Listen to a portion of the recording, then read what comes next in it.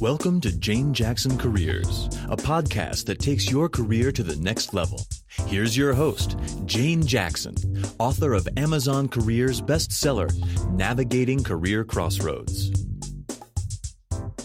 Welcome back to my Careers podcast. In this next series of 7 episodes, I'm going to do something a little different. I'm going to create a job search series within the Jane Jackson Careers podcast. I've had so many listeners ask me about specifics regarding the job search or career transition process that I'm now going to make it really easy for you. So, from episode 65 through to 72, I'm going to discuss each of the essential steps to take control of your career or your job hunt. Each episode will cover one step of the process, and I'll release 2 steps a week for the next 3.5 weeks. Now, I was recently honored to be interviewed by podcaster and branding specialist Ryan Roten on his Brand New You podcast, and we talked about my book, Navigating Career Crossroads, in great detail. So the next episodes feature our conversation about each step for your benefit. In this episode, let's have a chat about what really makes you tick. Let's go!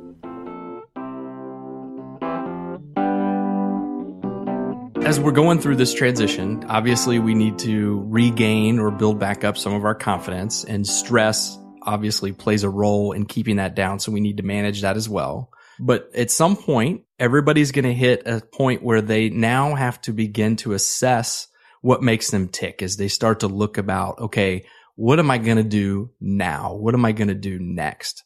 How do you suggest people begin to assess what their dream job might be? That's such a good question, because this is where I tend to spend a lot of time when I'm coaching individuals. So first of all, they've got to assess exactly where are they in their lives at this point in time. And taking something like what I call a life inventory is a wonderful thing, because a life inventory will assess where you are right now in your career. What have you done? What's your physical environment and how conducive is it to working effectively? Where are you when it comes to your finances? Where are you in your relationships? Do you have positive working relationships as well? And so once you've assessed all of that, you'll be able to take stock of where you are in your life at this point in time, and you'll start to think what might be possible and might not.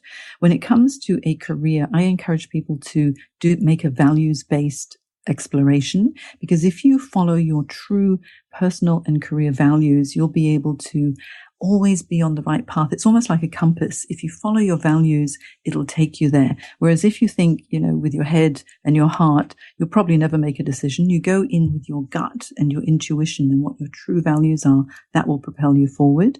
You need to also assess, what are your motivators? What are your demotivators?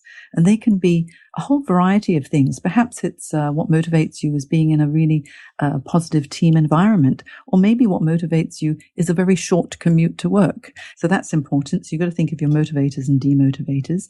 You need to assess also, where do your skills lie? What are your qualifications? What knowledge do you have? And what are your personal traits? Because that's what employers are going to be looking for. They're going to hire you because you solve a problem. So do you have the skills and knowledge to actually tackle that problem as well? And once you've done that, you can actually identify what's transferable and what's not if you're thinking of making a big change. Then you need to assess what might be your dream role. Really have a bit of fun with this and think, if I could have any role in the world, what would be the specific traits of that role that would motivate me? So it could be the location, the job function, the size of company, the industry, etc. And then the final thing that's really important is to sit down and spend the most amount of time thinking, what have I achieved in my career so far? Can you give an example of how you turn an achievement into a result? Well, first of all, you've got to think, what have I done that maybe has saved an organization money or has streamlined a process? And very often when I'm working with my clients, they go, oh, Jane, I don't know. I just did my job. And that's what a lot of people do. They take their responsibilities seriously. They do a good job and they think, okay, well, it was part of my job. So what was the big deal about it? But when you think about it, everybody does something that is of benefit daily. And so what we need to think about is, first of all, what problems or situations did you encounter at work that required a specific action? So document the problem, document what the obstacles were that you were experiencing and the challenges of that problem. Then document what actions did you take to resolve that issue. And if you take the action and the result of your analyses and turn it into a single sentence or maybe just 2 brief sentences, you can actually lift that and put that into your resume, which will be an excellent accomplishment statement.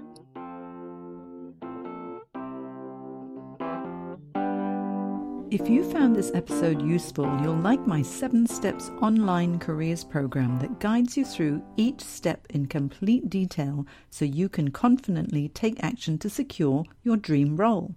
Go to janejacksoncoach.com/7 steps. That's the number 7, and get started today.